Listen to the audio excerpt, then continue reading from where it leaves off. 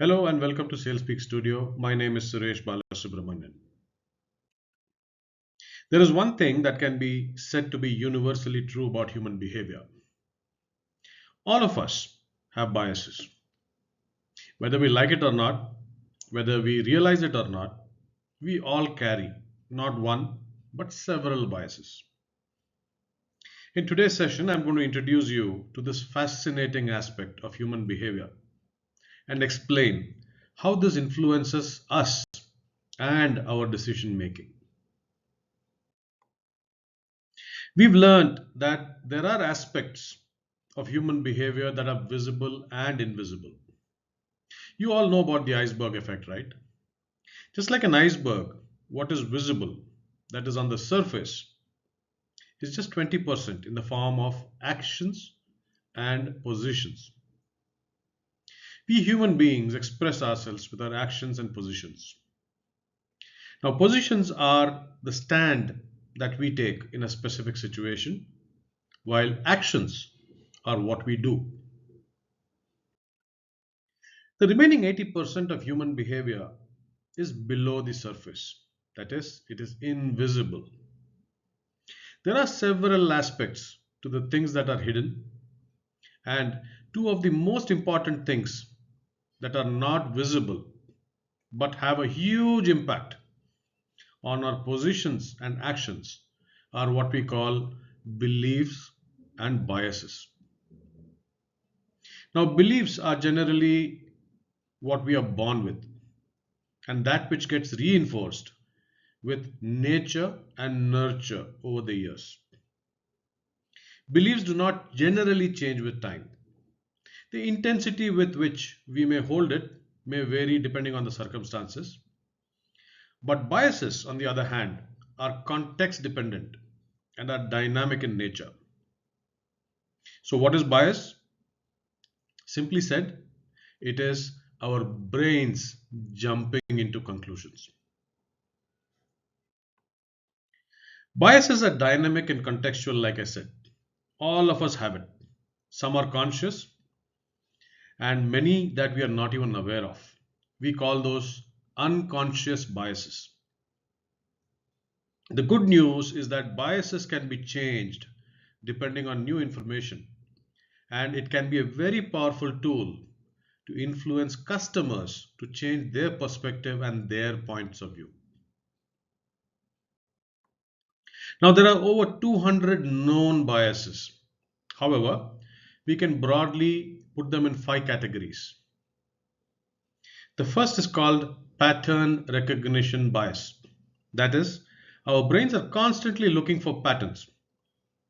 Pattern recognition stems from our tendency to look for patterns where they exist or even where there are none. One common pattern recognition bias is called correlation bias. People often believe that personality traits are linked to, for example, astrological signs. For instance, somebody might say, you are impulsive because you are an Aries. Another example, assuming a particular trait of behavior is linked to job performance without evidence. For instance, believing that employees who arrive early are more productive. And so this can lead to biased hiring or promotion decisions based on perceived correlations rather than actual performance metrics. Next, you have what is called action oriented biases. This stems from our tendency to take action very soon. Now, this is a very common bias that we see among particularly salespeople. Salespeople are known to suffer from what is known as irrational optimism.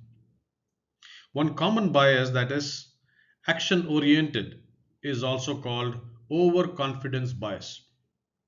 For example, an entrepreneur launches a new business without thorough market research, believing that it will succeed based on their confidence in the idea. A person believes that they will never fall ill due to their diet and exercise routine, ignoring the possibility of illness despite general health risks. There are several examples from all walks of life when it comes to overconfidence bias. The third category is called stability bias. This is a common tendency among people to go towards inertia or do nothing in the face of uncertainty. Now, by nature and in general, most people do not like change. They prefer predictability over unpredictability because any change pushes them to go over and beyond what is called their comfort zone. A common stability bias that we see in business, especially in stock markets and financial sector, is what is called loss aversion bias. It refers to the tendency to feel the pain of loss with more intensity than the pleasure of gains. This bias influences decision making by prioritizing the avoidance of losses over the pursuit of gains. For example, investors might hold on to losing stocks to avoid realizing a loss, even if it is rational to sell them. Conversely, they might sell winning stocks too early to lock in gains. In a consumer scenario, an individual might be reluctant to sell a house for less than what they paid for, even if it is a rational decision based on current market conditions. The fourth type of bias is known as interest bias, which is the result of conflicting incentives that include non monetary ones, even emotional ones. A common interest bias that many of us have is called perception bias. This bias results from pre existing beliefs and stereotypes that filter how we interpret and process new information. Our brains tend to focus on data that confirm these biases while ignoring contradictory evidence. For example, a hiring manager prefers a candidate who attended the same university as them, assuming that they are more qualified due to this shared experience, even if it does not reflect in their actual skills. Finally, there is social bias. Social bias refers to the tendency to favor or discriminate against certain social groups, often based on unconscious or conscious stereotypes. These biases can significantly influence behavior and decision making in various contexts, including relationships, workplace, healthcare, and politics. Most of the diversity, equity, and inclusion programs are there because of extensive social biases that exist in the corporate world. Example, perceiving that a woman is less capable of doing certain jobs as effectively as a man. Over the next few episodes, I shall cover some of the most common biases that you will most likely encounter in your workplace settings. Now, here is an interesting exercise that I'd like all of you to do. This is to help you assess self awareness and interpersonal understanding. It can also be a useful framework to discover your hidden and open biases. This is a simple grid, or think of them as four windows. This is also known as the Johari window. The x axis on the left represents things that are known to you. The x axis on the right are things that are not known to you. The y axis on the bottom represents things about you that are unknown to others, while the y axis on the top are things about you that are also known to others. Using this grid, try and think of all the possible biases that you might be carrying and try and fit them into each of these four grids.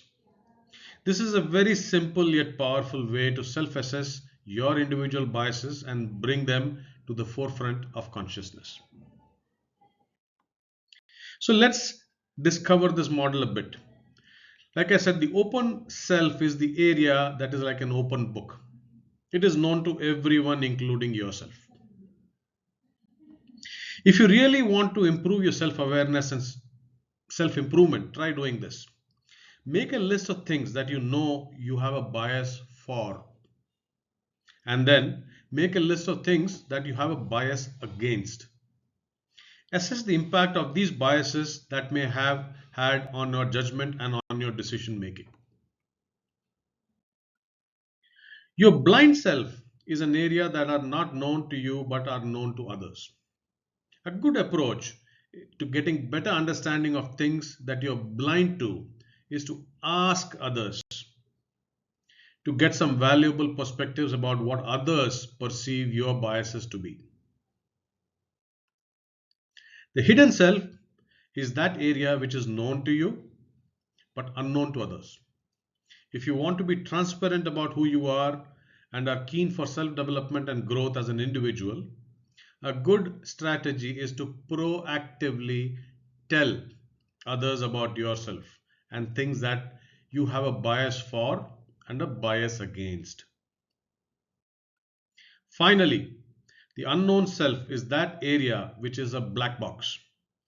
These are things that are not known to you or to anyone else. A good way to unbox this area would be to practice shared discovery with your friends, family, colleagues, and others to unravel your beliefs and biases.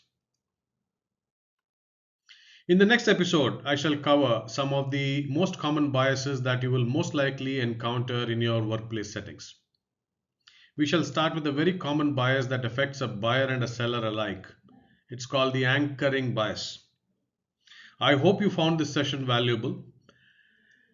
Please like, share, and subscribe to this channel. I am eager to hear your comments, feedback, and about topics that you may like me to cover in the coming sessions. Till next week, happy selling.